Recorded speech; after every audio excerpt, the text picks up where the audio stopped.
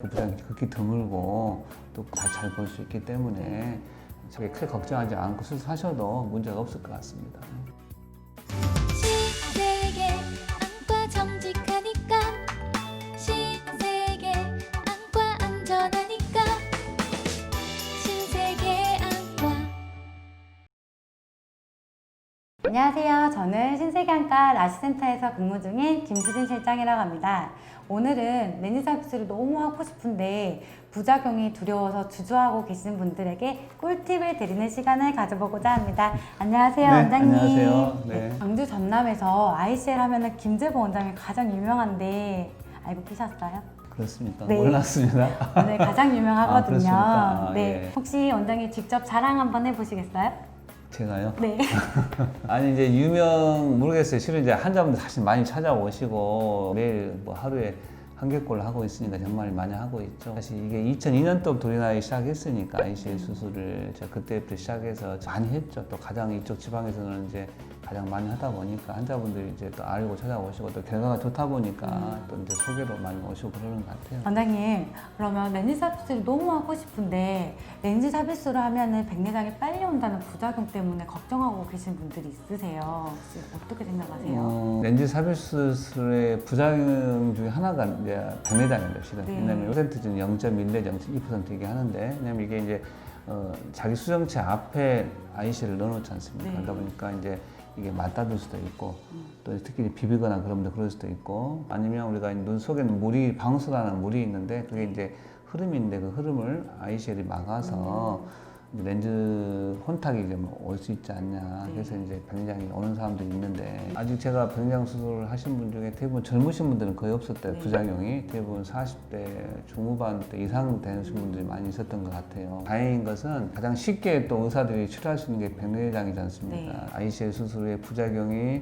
올 수 있는데 그 부작용이 극히 드물고 또 그 부작용 중에 가장 많은 게 백내장인데 설령 백내장 온다 하더라도 우리가 의사들이 그 백내장 수술을 치료해주면 다 잘 볼 수 있기 때문에 자신 있게 환자한테 권하기도 하고 또 환자분들이 이제 저희 그 말을 듣고 안심하고 수술을 많이 하시죠. 그럼 원장님, 혹시 렌즈 삽입 수술 후에 단초점 아니고 다초점으로도 수술이 가능할까요? 아니, 물론 가능합니다. 왜냐하면 수술 자체가 단초점이든 다초점이든 간에 수술 자체의 술기가 틀린 게 아니라 방법이 틀려진 건 아니거든요. 물론 이제 다초점 렌즈 같은 경우는 단초점보다 저희들이 좀 신경 써줘야 할 부분들이 있어요. 렌즈 위치도 정확히 중심도 잡아줘야 되고 또 난시도 정확히 잡아줘야 되고 굉장히 예민한 렌즈이기 때문에 그런 것들을 잘 해줘야지만 잘 보이거든요. 건조증 치료도 잘 해줘야지만이 만족도 높아지기 때문에 ICL 수술하고 나서 백내장이 왔을 때 그걸 뭐 다초점 렌즈를 못 하거나 그러지는 않고 또 요새 제가 이제 그런 환자들이 아까 말씀드렸다시피 몇 분 있었다 그러지 않습니까? 네. 그분들 다 다초점으로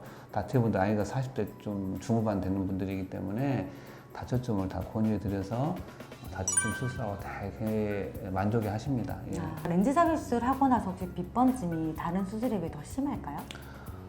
다른 수술이란 라식 말씀하시는 네. 모양인데 실은 이제 있어요. 빗번짐 있을 수 있습니다. 왜냐하면 이 눈 속에 들어간 ICL 자체에 이제 그 렌즈 도수가 다 들어있는 게 아니라 우리가 콘택 렌즈도 마찬가지 콘택 렌즈의 중심만 도수가 들어있는 거거든요. 네. 그러니까 이제 그 옵티컬 존이라 그러는데 보통 6mm 뭐 5.5mm 옵티컬 그 존보다 동공이 커지는 상황이 되면 원래 이제 동공이 크다든가 그런 분들 같은 경우는 빗번짐을 느낄 수가 있고요. 아주 나쁘신 분들, 도수가 굉장히 높으신 분들 같은 경우는 렌즈가 이제 두꺼워질수록 이게 정확하게 그 옵티컬 존을 크게 할 수가 없습니다. 그래서 옵티컬 존 자체가 작아지기 때문에 그런 분들에서 빗번짐을 느낄 확률이 높아지는 거죠. 했던 분들 환자 중에 처음에는 사실 빗번짐 많이 호소하시는 분이 있는데 대부분 시간 되면 적응돼서 크게 불편을 못 느끼시고 많이 좋아지시고 제가 기억나는 환자분 한 2분 정도가 이제 빗번짐 때문에 이제 빼달라고 하신 분도 있었어요. 시간이 지나면 좋아진다 얘기해도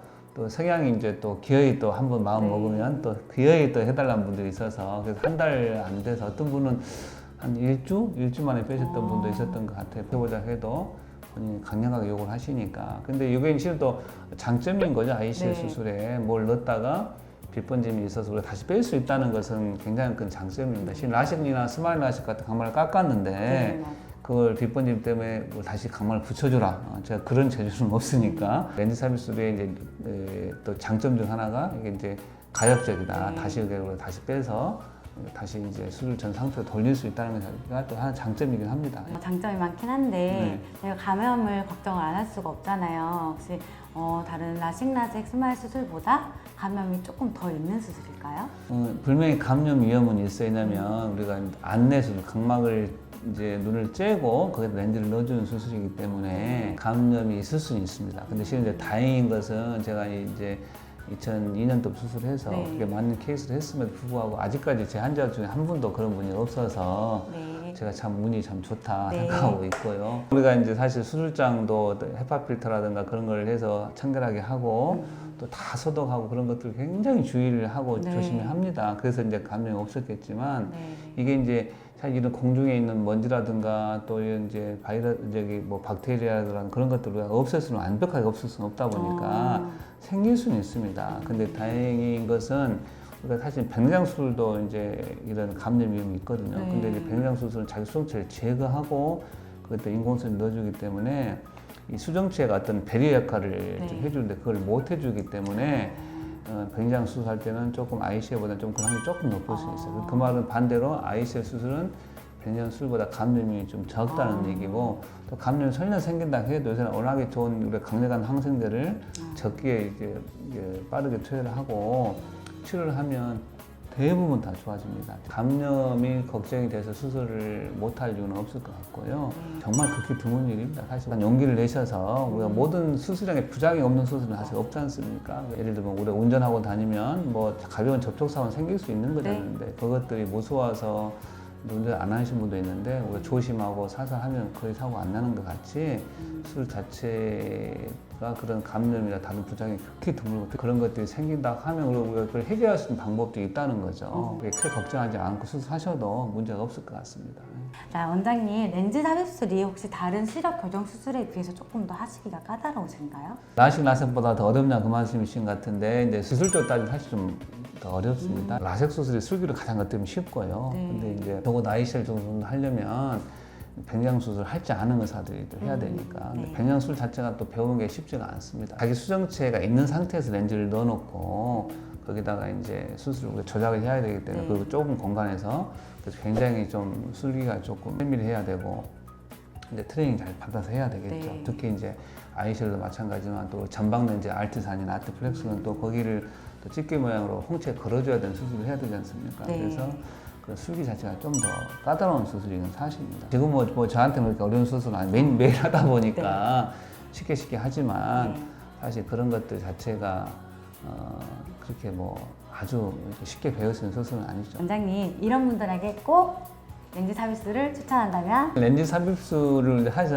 알고 오신 분도 있고 상담하다 보면 스마일 수술, 라식 수술 하려고 오신 분들 중에 조건이 안 돼서 저희 렌즈 삽입술 권유한 분들이 있어요. 근데 저뿐만 아니라 이런 시력 교정 수술하는 사람들 대부분 생각은 일단 스마일 라식이나 라식이나 이런 이제 또 라섹 같은 수술이 좀 더 간편한 수술이거든요. 어떻게 보면 그래서 이것이 가능한 분들은 이게 하는데 눈이 너무 나빠서 각막 깎을 수 없다든가 또 난시가 너무 많다든가 또 아니면 각막 모양 자체가 약간 비대칭이어서 각막을 깎았을 때 나중에 이제 원추 각막 위험이 있다든가 이런 분들한테 우리가 각막을 깎을 수가 없지 않습니까? 그런 분한테는 렌즈 삽입술을 권유를 하죠. 어떤 분들은 난 뭐 이제 10도부터 이상은 각막 깎지 않는다. 나는 7도부터 이상은 각막 깎지 않는다라고 정해놓으신 분도 있어요. 근데 지금 그 말은 각막을 많이 깎음으로써 건조증도 심해지고 또 빗번짐도 심해질 수도 있고 또 이제 건조증도 심해질 수도 있고 이런 문제가 생길 수 있습니다. 그런데 실은 이제 또 렌즈 삽입술이 완벽한 수술이냐 아까 이제 뭐 이상 완벽한 수술은 없어요. 장단점이 있는 거라서 저희가 이제 수술할 때 가장 본인에 맞는 수술을 권유해 드리는데 일단은 이제 ICL은 그래도 눈이 너무 나빠서 힘들어서 각막을 다 깎을 수 없다든가 아니면 각막이 너무 얇아서 눈은 그렇게 나쁘지 않지만 각막 깎을 양이 확보가 안 된다든가 이런 분들은 렌즈 삽입술을 권유하죠. 렌즈 삽입술이 라식, 라섹이 안 돼서 위험한 수술이다 생각하시는 분도 있는데 절대 그러지는 않고 그러니까 두 개 다 안전한 수술인데 그래도 라식, 라섹을 먼저 권유하는 거죠. 이게 좀 더 간편하니까 그래서 권유하고 이게 안 되는 경우는 이제 렌즈 서비스를 한다 생각하시면 될 것 같습니다. 지금까지 이제 원장님과 렌즈 서비스에 대해서 알아봤는데요. 네. 원장님 저랑 지금 두 번째 촬영인데 혹시 어떠셨어요? 저는 좀 좋았는데. 아, 저도 너무 좋습니다. 아니 뭐 안 좋을 수가 있겠습니까? 네, 여기까지 김재봉 네. 원장님과 렌즈 서비스에 대해서 알아봤는데요. 다음에도 더 좋은 내용으로 다시 찾아뵐게요. 이 내용이 좋으셨다면 좋아요와 구독 버튼 눌러주세요. 원장님도 눌러주세요.